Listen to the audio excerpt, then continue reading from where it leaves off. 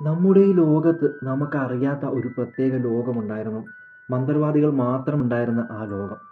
ആ ലോകത്തിൽ ഒരു കുട്ടി ജനിക്കുകയാണ്. മറ്റുള്ളവരിൽ നിന്നും ഒരുപാട് വ്യത്യസ്തനായിരുന്നു അവൻ.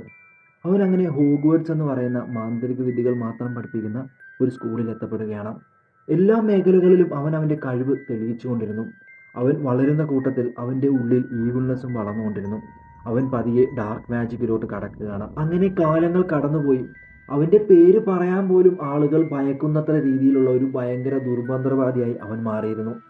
അവനെ എതിർക്കുന്നവരെയെല്ലാം അവൻ നിഷ്ഠൂരം കൊന്നുകളഞ്ഞു. അങ്ങനെ അവനെ എതിർത്ത ഒരു ദമ്പതികളെ കൊല്ലാനായിട്ട് അവൻ പോവുകയാണ്. അവരെ അവൻ ആക്രമിക്കുന്നു. പക്ഷേ ആ ആക്രമണത്തിൽ ആ ദമ്പതികൾക്കൊപ്പം അവനും ഇല്ലാതാവുകയാണ്.